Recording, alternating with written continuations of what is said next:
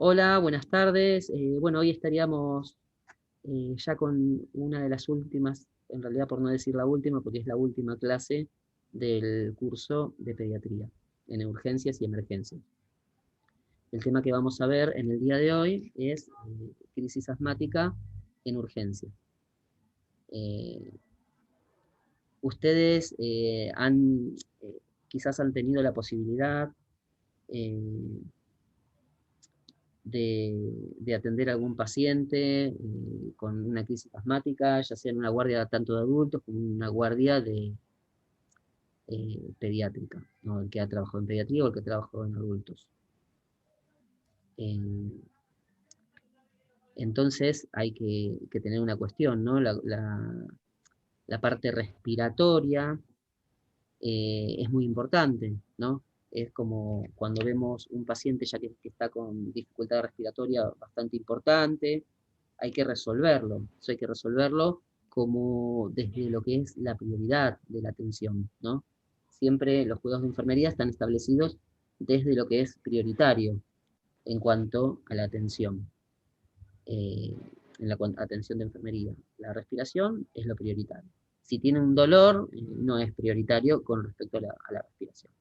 Entonces, hay que valorar todos los signos y síntomas referidos a la situación respiratoria. Generalmente, ya el paciente sabe a dónde, el paciente, perdón, el familiar, porque nosotros trabajamos también con el familiar, con el conjunto, el binomio, padre-hijo o madre-hijo, ¿sí? O familia en sí, familia, hijo, hija. Entonces trabajamos con ese conjunto. Cuando trabajamos con ese conjunto, ya el familiar que lo trae ya sabe que está teniendo una dificultad respiratoria por una patología que ya conoce la familia, que es una crisis asmática.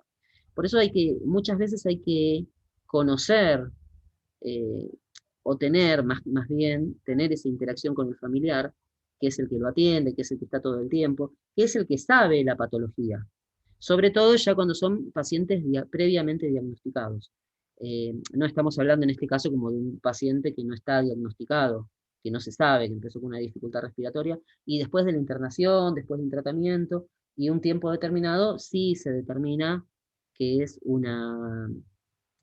eh, una enfermedad que ya está marcada en la persona, que ya está diagnosticada, ¿no? Que es el asma bronquial.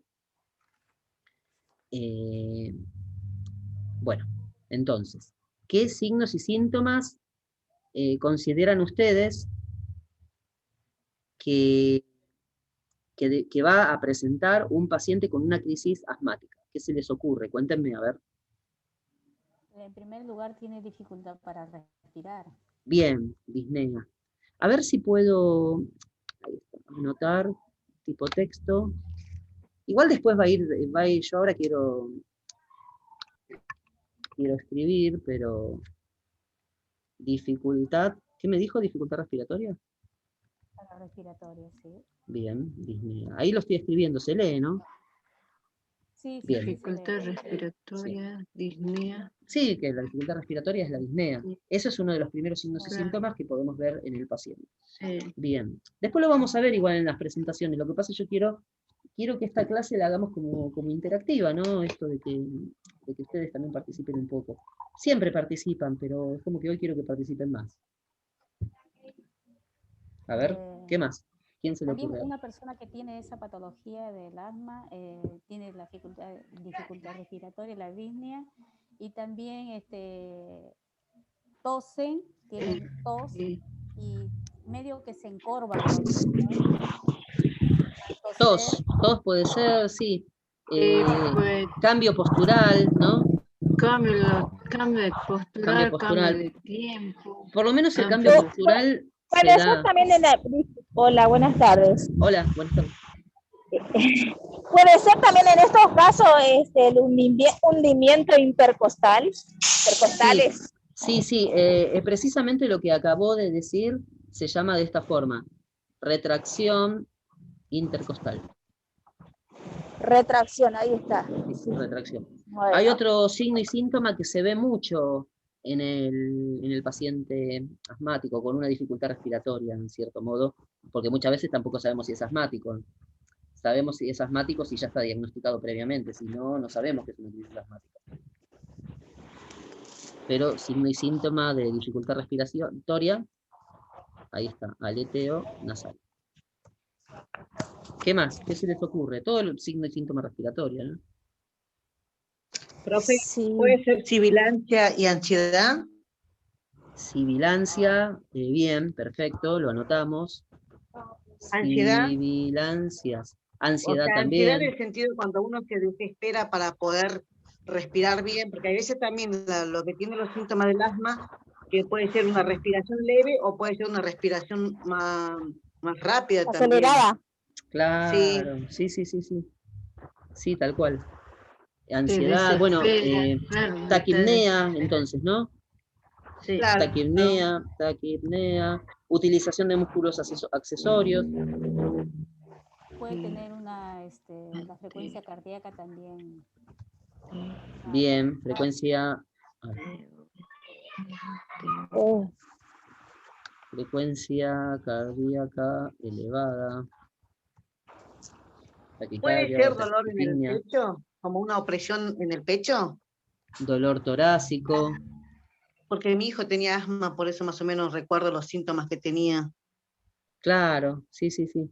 Sí, el dolor torácico, a veces cuando el asma ya viene Más descompensada, crónico. claro, pero no solo crónico, porque cuando ya se diagnostica asma, ya estamos hablando de una enfermedad crónica.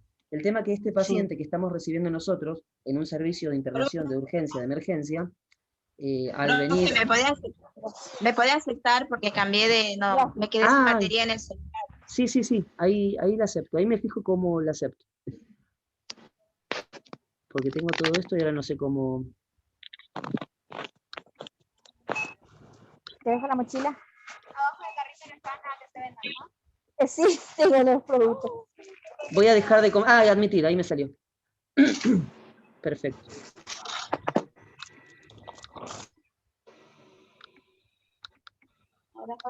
Ahora tengo un problema. A ver, vamos a ver. Anotar. Texto. No quedó nada. Bueno, tengo que seguir escribiendo en otro lado. Pero bueno, más o menos lo que habíamos visto, ¿no? Borrar todos los dibujos. Ahí ¿Puede está, llegar ya a lo borré. tener como una tos seca? Tos seca también, sí, sí, sí, tranquilamente. Ojo, puede ser tos seca como puede ser tos productiva también. Pues Depende, también puede ser con flema, sí, ¿verdad? Con flema, sí. claro, es que puede ser las dos. Sí. Depende, porque si es Depende de productiva, cada...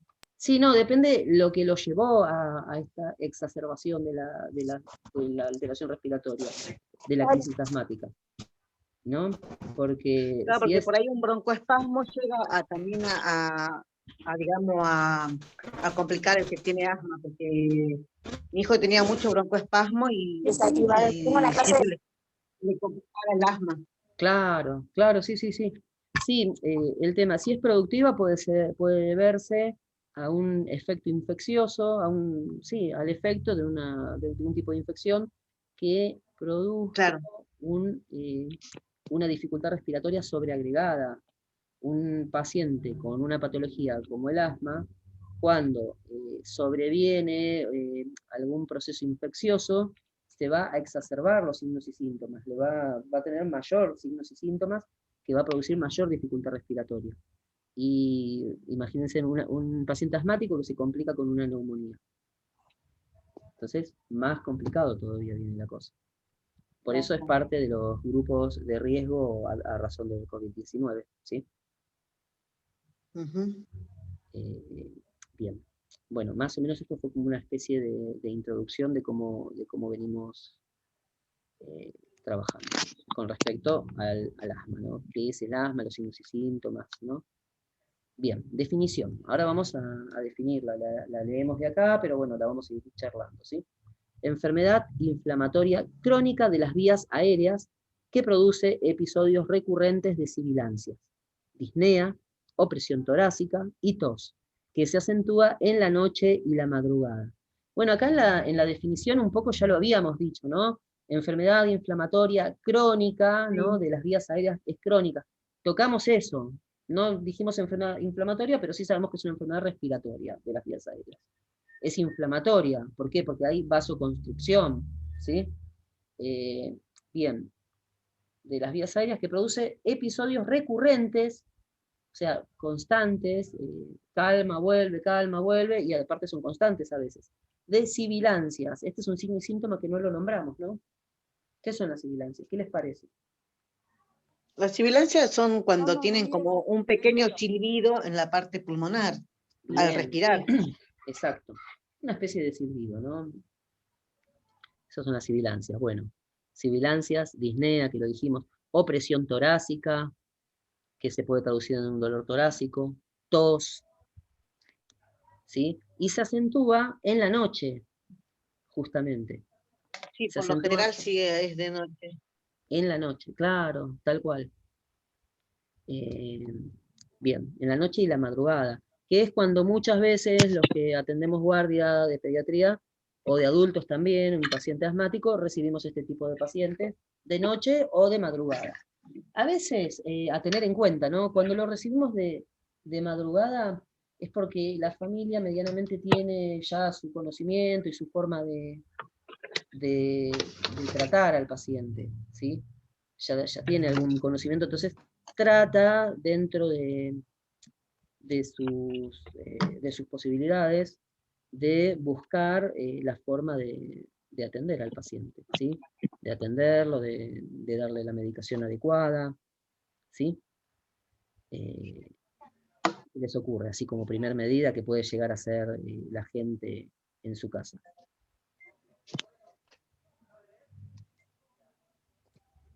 ¿Qué se les ocurre? Como medidas casi como decir de primeros auxilios en la casa.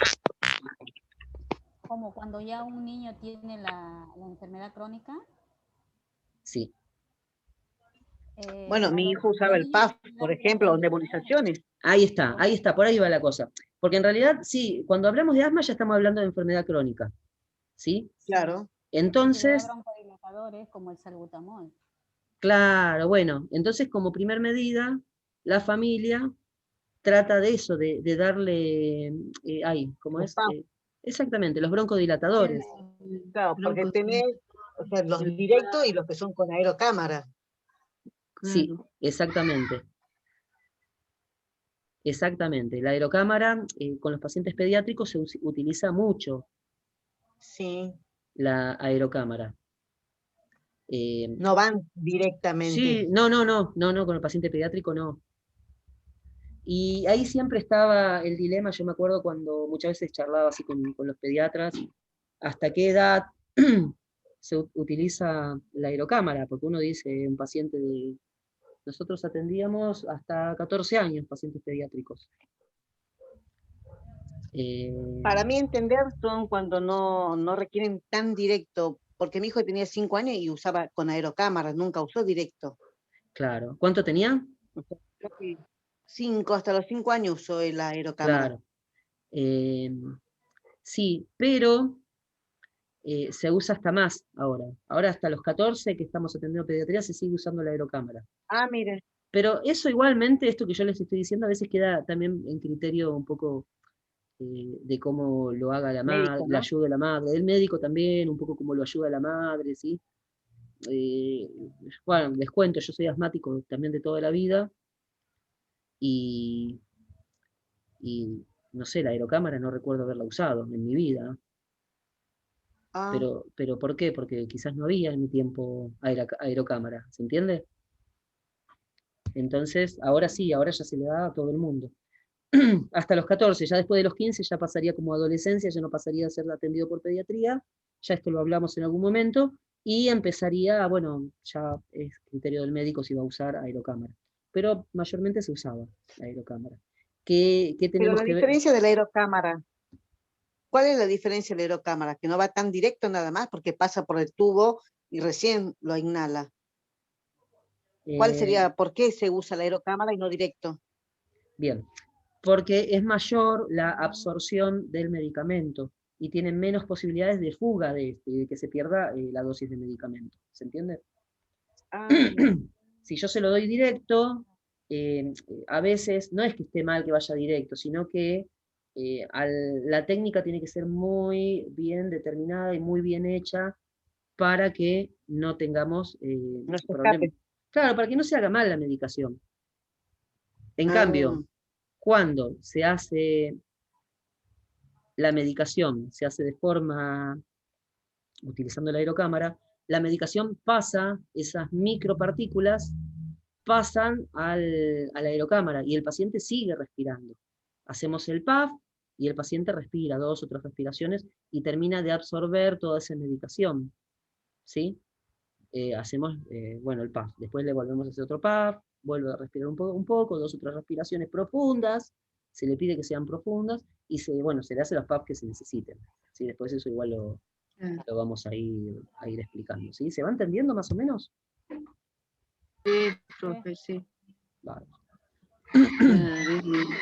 Sí, profe, se entiende bastante bien. Yo tengo Y, mi hijo que es asmático crónico, así que más o menos esa parte entendí todo. claro, la tiene clara. Bueno, a mí me pasa, por ser asmático, justamente, es como que, bueno, estas cosas también las tengo muy, muy claras, más allá de ser enfermero, ya es como que he vivido con esto, ¿no? Sí, sí, sí. Como que Yo, ya convive, sí. claro, claro, tal cual. Bueno, cuestión que estos pacientes a veces, que nos aparecen cuando nos aparecen de noche, yo no me puedo creer que falten 10 minutos de Zoom, se nos voló el tiempo. Cuando ocurre esto, que nos aparece de noche, muchas veces depende la situación, ¿no? Porque ahora les voy a contar distintas situaciones. A veces cuando aparece de noche, bueno, es un paciente que medianamente sí está ya descompensado, ya necesita quizás, no una internación, pero sí una atención en guardia, ¿sí? Que se puede llegar a resolver y se puede llegar a ir a su casa, a su domicilio.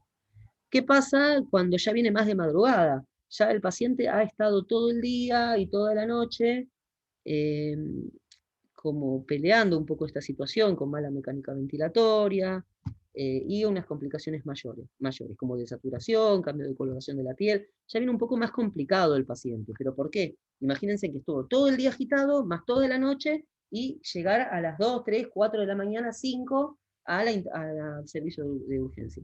Imagínense que ya va a estar más descompensado el paciente. Se van haciendo idea, ¿no? de la situación, ¿no? O más o menos. Sí, profe, porque Bien, ya el esa es paciente una está situación. muy fuerte. Nosotros decimos, es una situación, ¿no? Nosotros decimos, bueno, viene a la noche, está mejor. No, también puede venir muy descompensado. A lo mejor viene a la madrugada y no está tan descompensado, pero los padres estuvieron todo el día ayudando, tratando de buscar la vuelta, y ya llegó un momento que pensaron que no iban a poder seguir más, y obviamente necesita atención, y vinieron de madrugada. Quizás no estaba tan descompensado porque lo fueron piloteando, lo fueron haciendo un buen tratamiento, un buen seguimiento, pero llegó un momento que necesita una atención, ¿sí? Entonces vienen a la madrugada.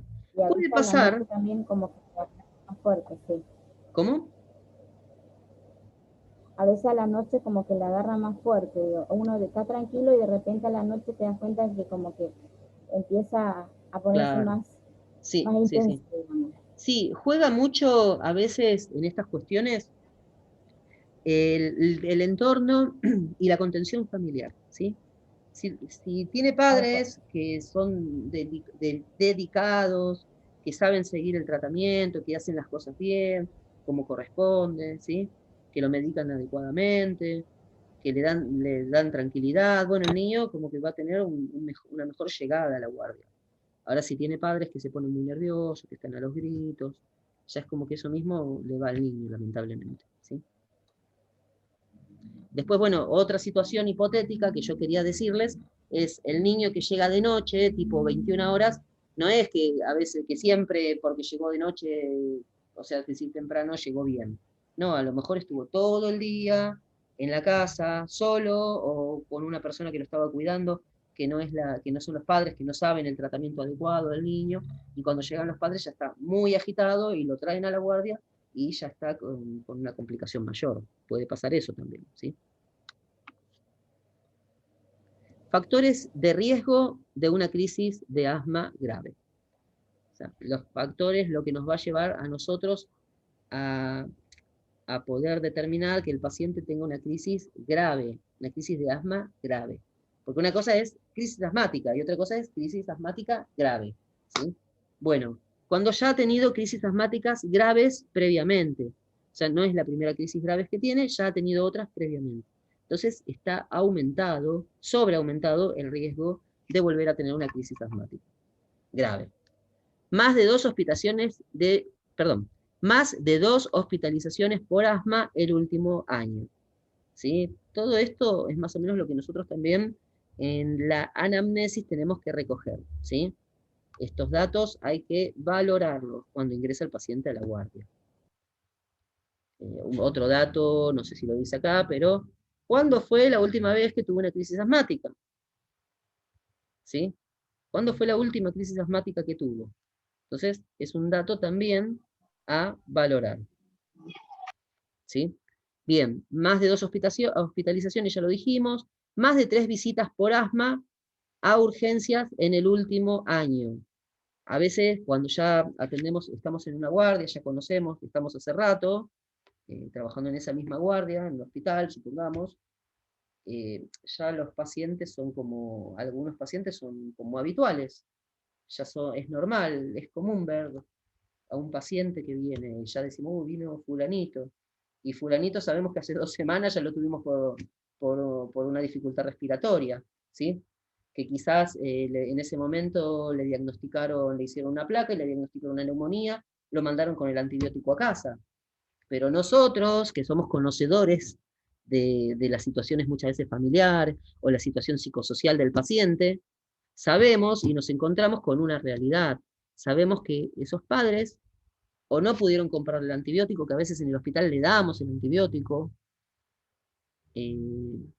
o no lo pudieron comprar, o le dimos el tratamiento porque se lo dan, como les decía, pero sabemos que no tienen ese entorno saludable, ese entorno que va a dar una contención real al paciente. Entonces nosotros ya intuimos que esa medicación que le damos no la va a dar en horario, se van a olvidar las dosis y va a terminar sobreviniendo una exacerbación del cuadro respiratorio. Cuando esto de una neumonía lo sobreagregamos con un cuadro respiratorio crónico, como es el asma bronquial, estamos ante una mayor complicación. ¿Sí? ¿Me van siguiendo, gente? Sí, profe. Bárbaro. Sí, pero Bien, inadecuado seguimiento del niño. Ese es otro gran problema, inadecuado seguimiento del niño. ¿Qué es esto del seguimiento del niño? El niño asmático tiene que tener controles regulares, ¿sí? Tiene que tener controles por su situación de asma. Sobre todo los niños que tienen como mayor complicación, ¿no? Mayor complicación porque son niños, porque son pequeños, porque cuesta salir de los cuadros respiratorios, sobre todo el asma bronquial, ¿sí? Siempre dicen igual que los niños es como que salen más rápido que los adultos, ¿sí? Tienen esa capacidad de recuperarse más rápido, pero por ser niños tienen que tener un cuidado especial, y tienen que tener controles periódicos. Si no tiene un seguimiento adecuado, tiene mayor riesgo de tener una crisis asmática grave. Bien, dificultad para acceder a urgencias, también cuando vienen de zonas de escasos recursos, ¿sí? Escasos recursos, donde quieren hacerlo atender por urgencia en un hospital, y el hospital está cerrada la guardia de pediatría. Llegan, les costó un montón llegar, se tuvieron que tomar un taxi porque no había colectivos, tenían que ver quién les prestaba plata para ir, o quién los podía llevar en un auto, porque tampoco podían ir colectivo, mucho menos remis. Imagínense en esa dificultad. Llegan al hospital, que les costó un montón llegar, porque encima la zona es peligrosa. Vayan ubicándose en toda esta situación, ¿no? Que no es solo la enfermedad, es la parte psicosocial también, ¿no? La parte social también, ¿sí? Acordémonos del ser humano como una esfera biológica, psicológica y social. Llega a urgencias de pediatría del hospital que pudo llegar, y se encuentra con que la guardia está cerrada, porque no hay pediatras, porque no hay enfermero, por el factor que sea. No hay guardia pediátrica. Ya hospital de adultos no lo van a tener. ¿A dónde vamos? Bueno, tenemos que ir a un hospital. Entonces, todo eso dificulta el tiempo de atención. Incumplimiento del tratamiento. Imagínense, acá varias personas estaban diciendo que tienen hijos asmáticos, ¿no? Bien, imagínense en esta situación, la medicación, lo que vale, que es carísima, y muchas veces esta gente tampoco tiene recursos para poder comprar la medicación. A veces en el hospital se le da, pero a veces, no siempre. Es difícil, son medicaciones caras realmente, ¿sí?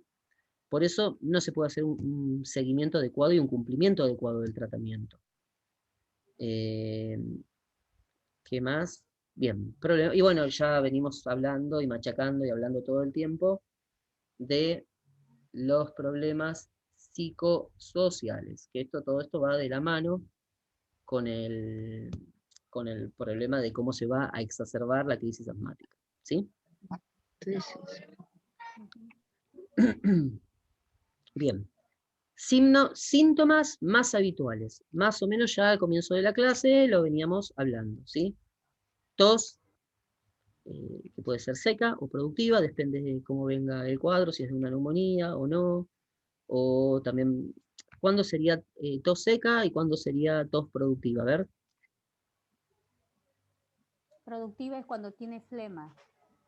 Bien, y se puede llegar a deber a un proceso, Por bacterias, ¿no?